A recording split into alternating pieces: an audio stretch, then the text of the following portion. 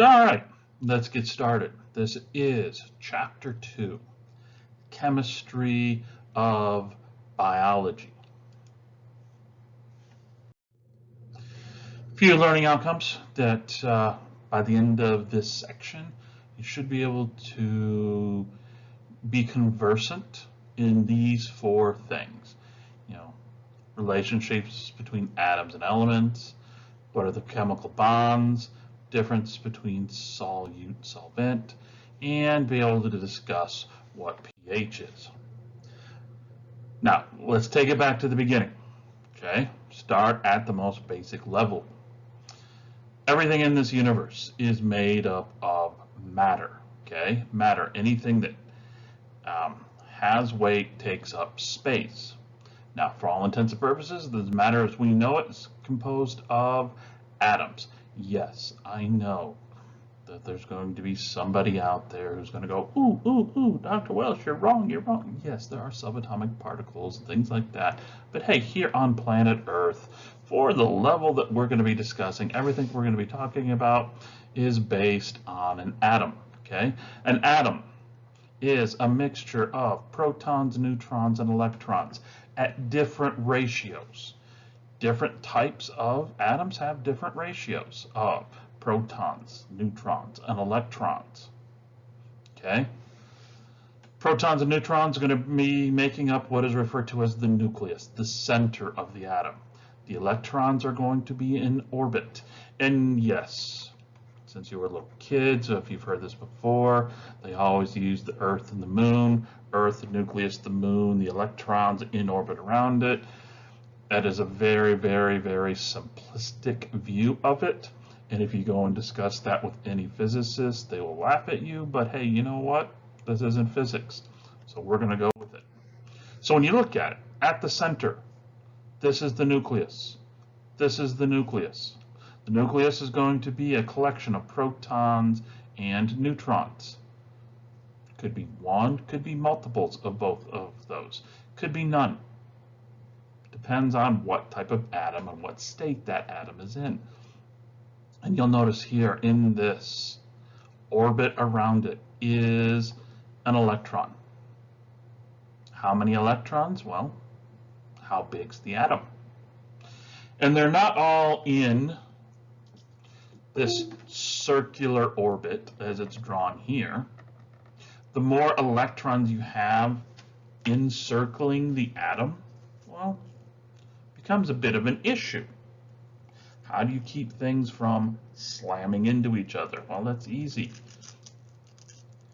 At the subatomic level, there's going to be different types of orbits, which you can see here with these little rung-looking things, these little projections.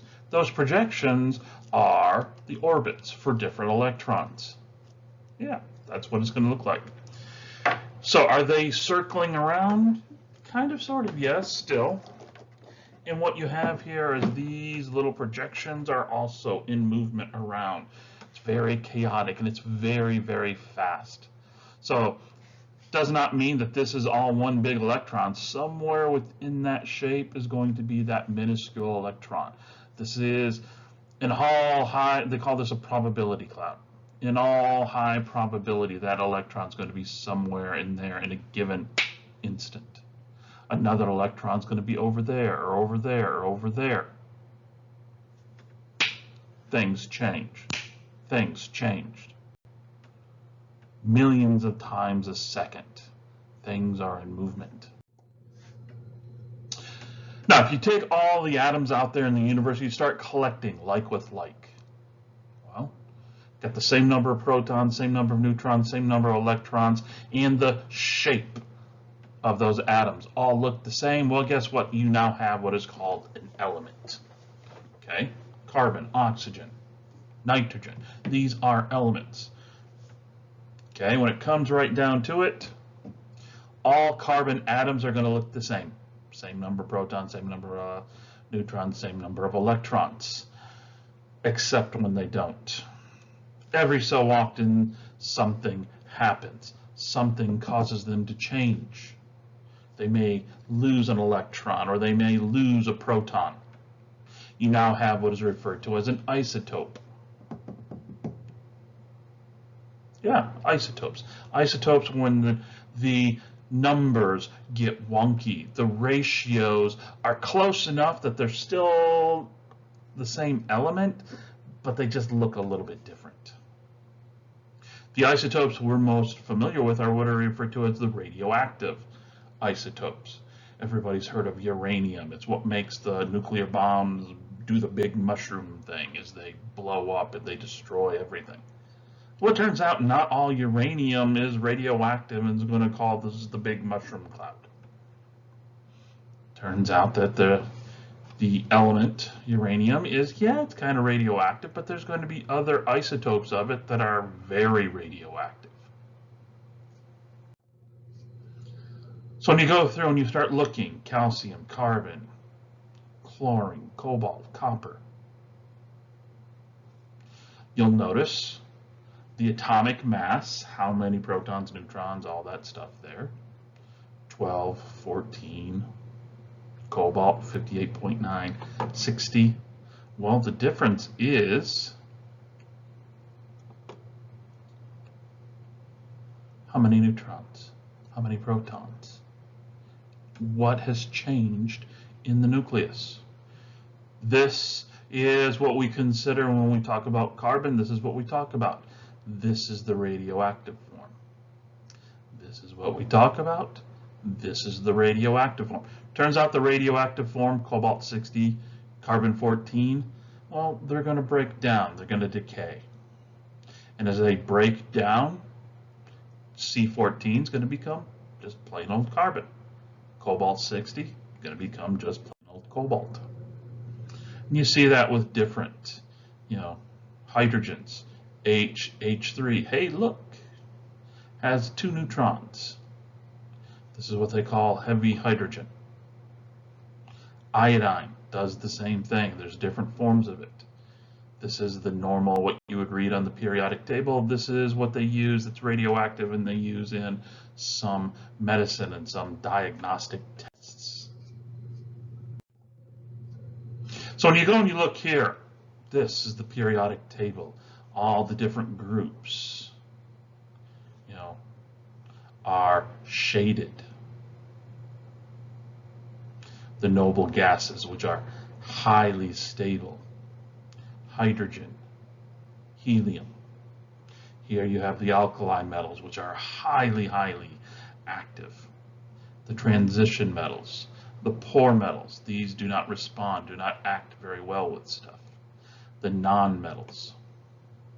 And down here you've got those special things that are going to be man-mades mostly. You take an atom by itself can do some stuff, sure, but when you start linking them together, they do more. A molecule is 2 or more atoms that have come together, O2, N2.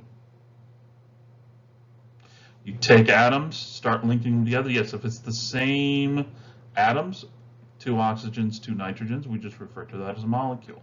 But if it's different atoms coming together, H2O, C6H12O6, you know this is water.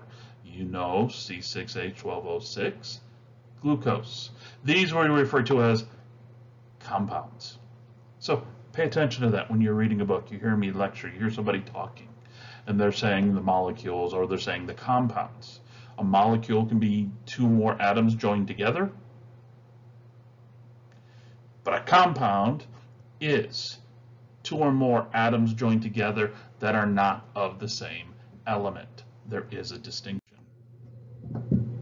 How do they come together? Well, it's due to what are referred to as chemical bonds.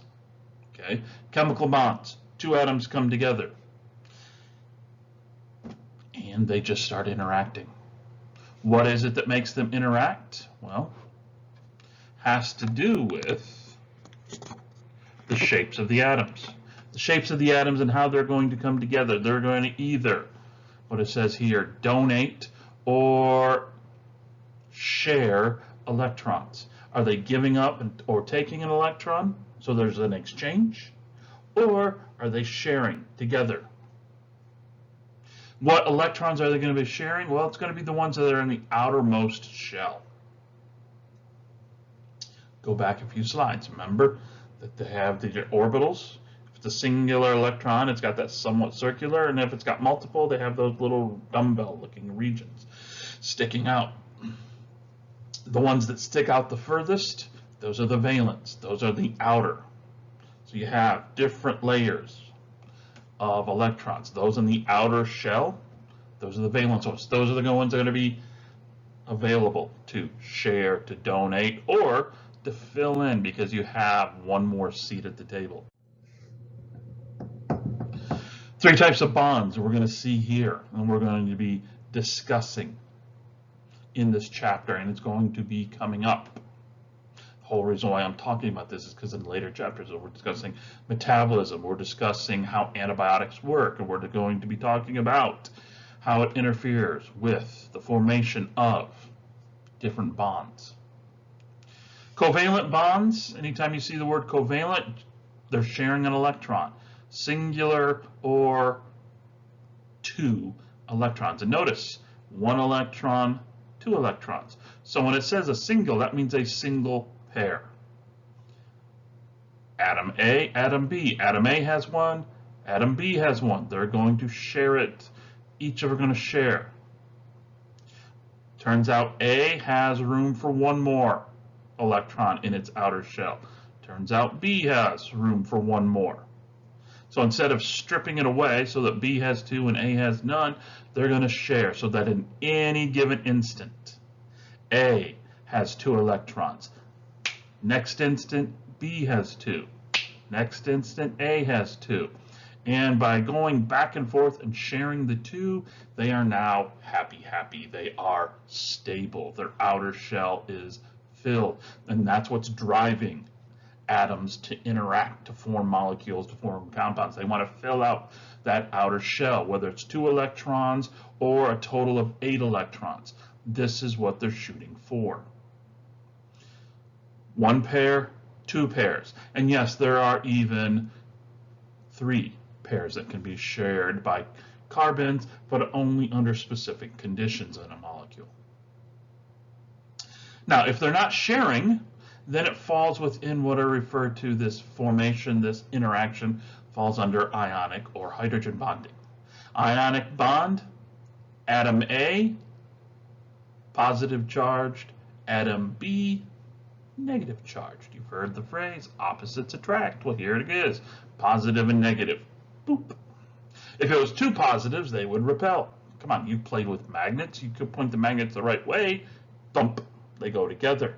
But if they're pointed the wrong way, they sit there and push away. They repel each other, positive and negative. Hydrogen bonds, well, there's no actual interaction of electrons. Turns out that atoms on different molecules will have an attraction towards each other. We call this hydrogen bond because more often than not, it's going to be a hydrogen on one molecule is attracted to something on a different molecule. And you can see here, if you look at the slide, but not behind my big head here, molecule B. Molecule B has an oxygen stuck off of it here. Oxygen is a big atom compared to the little bitty hydrogen, which they're not drawn to scale here. Hydrogen has 1 electron, 1 proton, so it has an overall positive-ish charge to it. Oxygen, because of all these electrons and whatnot, has a slightly negative charge to it. So it's going to have this positive and negative pull towards each other. They're not actually interacting, they're not touching, they're just pulled towards each other. Easy to make, easy to break. Now the covalent bonds, as I said, this is the sharing of single, triple, whatever. Here's the thing, for those of you who have siblings, you know your parents have told you, you need to share. Well, they're sharing, and then they're sharing. If it's an equal share, everybody's happy, then you have what is referred to as a non-polar molecule. But more often than not, the sharing the covalent bond is going to be between two atoms of disparate size, as they're showing here. This is two ways to look at water. Oxygen and the two hydrogens, H2, remember that sub 2, which means two hydrogens and an oxygen. Hydrogen, proton and an electron. Oxygen, bunch of protons and neutrons, 8, and then a whole bunch, 2, 4, 6, 8 in its outer shell. I'm sorry, 2, 4, and then there's 6. 6 in its outer shell. It wants to get to 8. Hydrogen, because it only has one orbit, already has one, wants one more because that smaller orbit can only handle 2. This bigger orbit out here can handle 8. 4 and 4. Well, it's got 6, 2, 4, and one of those and one of those. Oxygen's much, much bigger than the little bitty hydrogens. So yes, they are sharing electrons. There's a pair, there's a pair. But it's not an equal sharing, just like you and your little brother or little sister. I get to play, here you go, but it's now mine again. You touched it, now it's mine again. So this pair of electrons is going to be in orbit around the oxygen, then every so often it goes around there, then back here. Up, there, there, spend a couple orbits, back around. So it's an unequal. Same here. We call it polar because since in any given moment, this pair are actually in orbit around the oxygen, that means the oxygen now has, in that given instant, 8 electrons and not as many protons. So what's going to happen? It's going to have a slight negative charge. The two hydrogens, because there's no electrons in orbit and there's only one proton out there, now has a slight positive charge. Negative-ish, positive-ish. Why do I say ish? Because it's not true negative. It's not true positive. Because at any given instant, these electrons, this pair, that pair, are going to go back around their hydrogens and then back. Negative, not negative. Negative, not negative. Negative, not negative. Positive, not positive. Positive, not positive. That sets us up to have a polarity. Polar means there's going to be a positive, there's going to be a negative. There's going to be poles. Negative pole, positive pole. Now it's neutral. Now it's back. Now it's neutral. Now it's back. Or you can just completely lose that electron. Our best example of this is sodium chloride. Table salt, sodium, chloride. Sodium over here, chloride over here. Chloride's much, much bigger. Look at all these orbits with all those delicious electrons. It has room right there for one. One electron to go with the 7 are already there. So this means chloride is greedy. Sodium, look at that. Almost empty orbit. It has one solitary electron out there. It wants to give it up. Because remember, sodium's very reactive. Sodium's going to want to give it up. Well, it's going to give it up right there. Boom. So now, instead of an equal number of electrons and protons, it's going to be what we refer to as heavy a proton. Remember, protons have a positive charge. So, boom. That outer valence shell is now empty. Has one proton more, so it now takes on a positive charge. It's not going to lose the proton. It's going to keep it. Now it has a positive charge. The chloride is going to fill in its outer shell, but it's not going to gain a proton. No, it's now going to be heavy in electrons. It's going to be heavy. Remember, electrons have that negative charge, so it's going to be now balanced more towards that electron's the negative charge, so it's going to be negative, a positive and a negative. Ionic, remember, opposites attract. So when you look at the crystal, here under high magnification is a crystal of salt, sodium chloride. What you see here is not covalently bound. There's no sharing of electrons. This greedy bugger stole it from there. Now it has a positive, now it's a negative, and they start arranging themselves. You get enough of them arranging themselves, and then you get this crystal. Easy to make, easy to break, which is why salt dissolves so easily in water, and we'll talk about that in a later lecture. Ionization is what we're talking about here. The formation of charged particles, charged molecules, charged atoms. Things are going to give up or accept an electron very, very easily. Hopefully you remember from your chemistry course. Cations, anions. Cations are positively charged, anions are negatively charged. You've heard this, probably, in a different class, in an advertisement somewhere. Got to drink your electrolytes. Electrolytes are nothing more than salts. Sodium chloride, potassium chloride, and all those others. They're going to separate once they hit water. So you now have these different ions, cations, anions, are now dissolved in water. What's keeping them dissolved in water is, well, the water molecule itself. Remember, water molecule. Oxygen's going to be negative-ish. The hydrogens are going to be positive-ish. Ooh, look at that. That negative chloride is going to play with that slightly positive hydrogen. This positive sodium is going to play with that slightly negative oxygen. This is why if you go to lunch, dinner sometime, you got a little bit of water left over, dump some salt, give it a quick stir, goes right into solution. It dissolves relatively easily. You take some sugar, do the same thing. Well, you got to sit there and stir and agitate for minutes on end. You even have to heat up the water because sugar is not ionic like this. It doesn't dissolve into individual ions, which are going to play well with the water molecules. And then those hydrogen bonds. Hydrogen bonds are some of the weakest bonds out there. It's proximity of a hydrogen and something like an oxygen or a nitrogen in a nearby molecule. They attract towards each other. They're very weak, they're easy to make, they're easy to break. So individually, they're next to nothing. But they're additive. The forces of holding things together is very, very additive. Think about it. Some of the most stable molecules in your body are your DNA double helix. Yes, your DNA, your chromosomes, held together by hydrogen bonds. 2 or 3 hydrogen bonds per nucleotides pairs.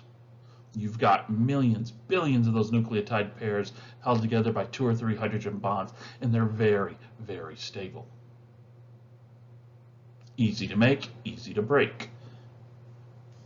And then there's what those finally are referred to as van der Waals interaction. This is proximity. You take 2 things, you force them close enough together where there's no water, there's no gases, there's no atmosphere between the 2 things. They will start interacting at the subatomic level, the atomic as well as subatomic. They like to use gecko's feet because of the little hair projections on them and things like that. They're able to actually interact.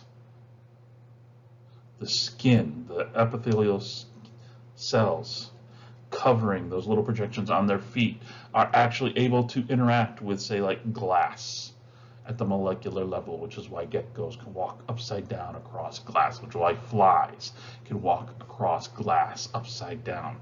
Mirrors, things like that that are highly polished, they can still get traction. And if you go back to the hydrogen bonding, which is really, really interesting, because of the hydrogen bonding you're going to find in, say, like water, as you see here, this water molecule is interacting with that one. That one's interacting with there, down there. And this right here is just showing what, 4? Well, think about it. A glass of water is going to have 10 to the 20th, if not more, molecules of water, and they're all interacting with each other in these hydrogen bonds. Easy to make, easy to break. So they interact, and then they pull away from each other and stop interacting. Together, interact, stop interacting. What this means is If you had a molecular tweezer and you can go and you could grab this one water molecule and move it, every other water molecule in that glass of water will move with it.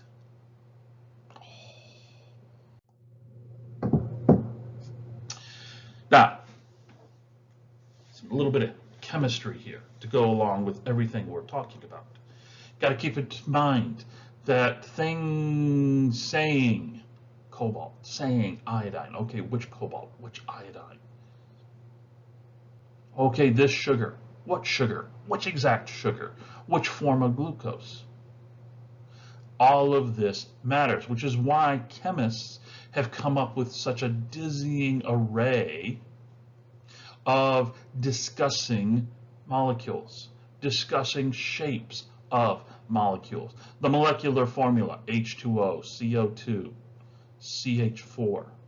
Well, as you get longer and longer in these molecular formulas, well, it starts to really mess with your heads. So they start to come up with these structural formulas.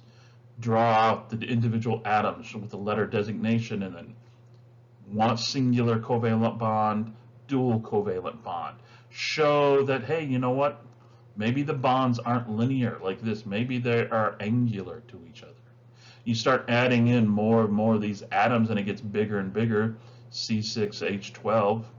Well, now you have to draw it as a geometric shape because, hey, guess what? The universe does things in geometric shapes. Sometimes, you know what, drawing it out here is a little hard to see, so they'll use these space filling models.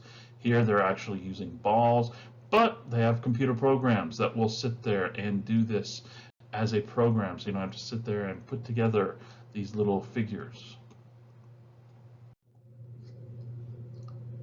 A lot of times in subsequent chapters in this and in later chapters we're talking diseases, and we're going to be discussing the chemical reactions that are occurring due to antibiotics and what they're interfering with and things like that. Well, we have to keep in mind reactants, products. Reactants are what you start with, products are what you end with. You take one or more reactants, you mix them together, you get the product.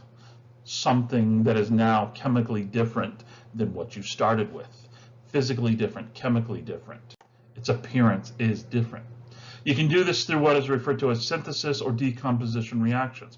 Are you taking two things and making one new thing? Or are you taking one thing and you're breaking it down and ending up with multiple new things? Building, breaking down, synthesis, decomposition. Sometimes it's just an exchange. A, B, X, Y. Hey, look, we're going to swap partners. Cool. This happens all the time. The exchange, the synthesis, the decomposition reactions. This is the basis of all metabolism you're going to find in every living cell on this planet. Bacterial, fungal, animal, you as you watch this, your dog, your cat, your goldfish, whatever. Thing is, these reactions will occur. You just mix two things together. You mix A, B, and X, Y together in a beaker. Given time, you will get AX and BY. They will swap. Boom, you get that exchange. The problem is, how long are we talking here? Seconds, minutes, hours, days, weeks, months, years? We can't wait that long. At a biological level, our cells need it. They need it now. So you're going to have catalyst. Hopefully you remember from chemistry that a catalyst is something you enter a reaction to speed it up, get it to happen. Well, it turns out that in our cells, instead of adding a metal, instead of adding heat, instead of adding something special to trigger it, you're going to use what are referred to as enzymes. That's the magic of enzymes. Enzymes will take A, B, and X, Y, and they will cut them, and then they will cut, paste, twist, tweak, whatever it takes, so that you end up with AX and BY. Here's your reactants, here's your products. And this will happen thanks to an enzyme instead of minutes, hours, days, weeks, months, years, minutes, seconds, milliseconds, microseconds. When you're talking solutions, and yes, this is very big in all things biology and all things chemistry, you can't just mix stuff together and, whoo, hey, everything's going to work. No, you have to know what you're mixing. You have to understand what your mixtures are composed of and what they are doing. So you have solutions, solid solution. So when you mix a couple of things together, one or more substances, they're going to be put together. Well, those substances are going to be either the solute or the solvent. The solvent is going to be the dissolving thing, some form of a liquid maybe. The solute, what you're adding in. For all intents and purposes, in biology, the solvent of choice for everything in your cell is water. You're sitting there listening to me talk and blather on. Your trillions of little microscopic bags of water, we call those cells. Everything in the cells, in the cytoplasm, dissolved in the water, and that cytoplasm is solutes. Sugars, amino acids, proteins, lipids, all those things. Now, how much? How much solute is going into how much solvent? That's what concentration is. Remember, think back to chemistry, whether you've had it here at Lindenwood or another university, or you have to go on the way back machine to back in high school. Concentration is when you discuss things like grams per milliliter. Or you talked about things as moles, the molarity. That's to tell you how many grams, how many mmLs of some solute was added to how much water, if you're using the water as the solvent.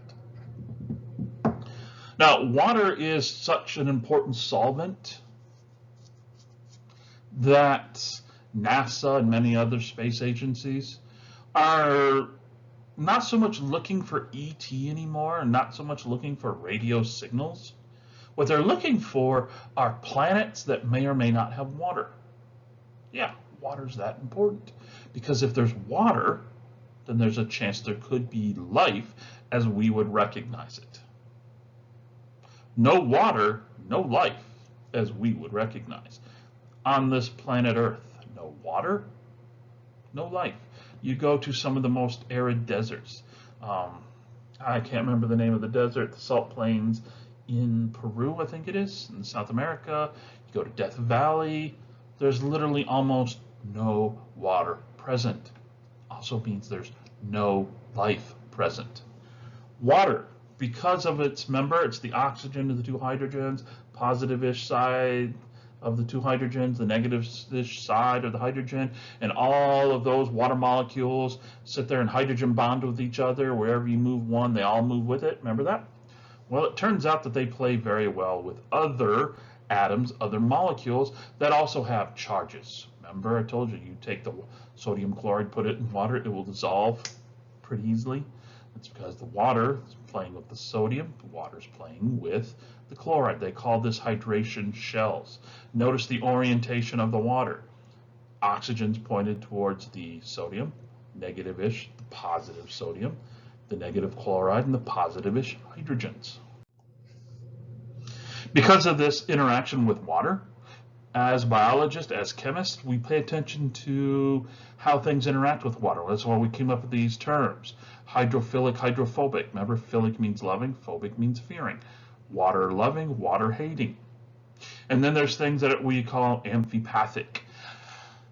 For all intents and purposes, they're bipolar. They go both ways because at different ends, they may be hydrophobic at this end, but at this other end, they're hydrophilic. This end plays with water, this one doesn't. Keep that in mind in a later lecture when we're talking phospholipids. And then we talk pH, acidity, pH 1, pH 2, 3, 4, 5, 6, 7, 8, 9, 10, 11, 12, 13, 14. Keep in mind, anything that's pH 0 is going to be the most acidic. Anything pH 14 is going to be the most basic. And every time you go from 14 to 13, 13 to 12, 11, 10. You're doing each of these steps, you're going 10 times. So going from 4 to 3 means that anything 10 to the negative 3, or pH of 3, is 10 times more acidic than 4, which means 2 is 1, 2, 3. 10 to the third, 1,000 times more acidic. pH 2 is 1,000 times more acidic than 5. What are we doing? Well, how are we figuring out what pH is? Well, turns out pH is based on how much free hydrogen is present. pH equals the negative log of the concentration of hydrogens. Basically, if you do the math, you plug in a number. The higher the number, the lower the pH will be. Because remember, it's a negative inverse log. The lower the number, well, means the higher the pH. So pH 10 means that it has very few free hydrogens compared to something that's a pH of, say, like 4.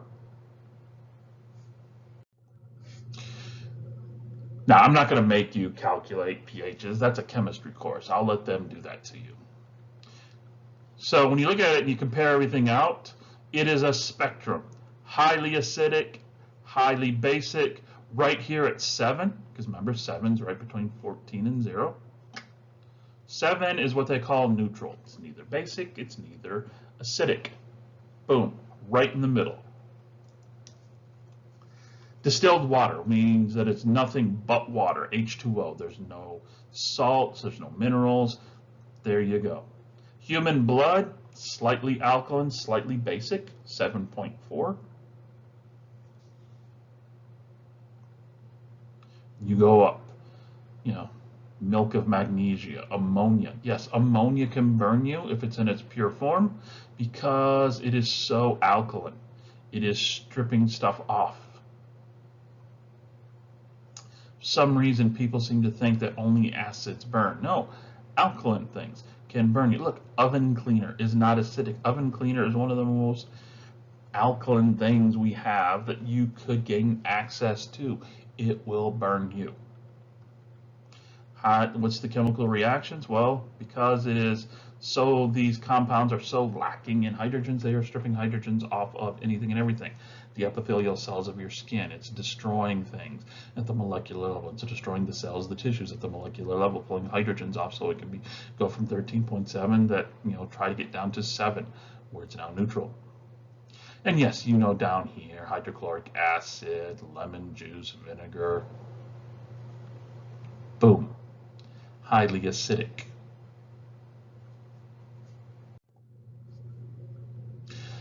Seven's the magic number. 7 is the balance point. Anything below 7, acid. Anything above, basic. What happens is if you take an acid and a base, you mix them together in the right ratios, you end up with water and then some compound that is neither acid nor base. HCl, hydrochloric acid, NaOH, sodium hydroxide. Highly acidic, kind of basic, kind of alkaline. Mix them together and chemical reaction gives you water and sodium chloride, salt crystals. This is why if you have, acid spill, they say add in something alkaline because that will neutralize. And this is what it's doing. It's turning it into water and it's turning it into some sort of a byproduct that is neither acid nor base. Everything you're going to see over the next couple of sections in this chapter is going to be based on carbon. We talk carbon. We are organic life forms. And organic here, I'm not talking about a bunch of hippies out in the field. Hey, look, we've got these gardens, and look at these sweet potatoes. We named this one Marilyn. We named that one Bob. But no, organic means carbon-based. Those of you who are sci-fi nuts like me, you've heard this before. Oh, look, we have a new life form. It is organic. It is carbon-based. Because pretty much all the molecules that make you up, all the proteins, the lipids, the nucleic acids, the sugars, everything, are carbon-based. Carbon is going to form chains. Carbon, carbon, carbon, nitrogen, doesn't matter. They're going to form chains, long chains, branch chains, rings of chains. All these open spots you see here, well, that could be hydrogens, it could be other carbons, it could be nitrogens, oxygens, so many, many different things. But it turns out long chains of carbons don't do anything. They don't even interact well with each other. So you're going to have what are referred to as functional groups. These are going to be things that are going to attach to the carbon, to that carbon in those carbon chains. Remember those open dashes? Well, it could be a hydrogens, it could be, look, hey, look. Dual bond, double bond to an oxygen, single bond to hydroxyl, single bond to a nitrogen forming an amino group. So you end up with hydroxyls, carboxyls, amino, ester, sulfhydryl, carbonyl, and phosphate groups. Some of these will have charges, some of them won't. What this does is it allows those carbon chains, whether it's linear chains, branch chains, or those rings, to interact with other molecules. That's the basis of how we make U.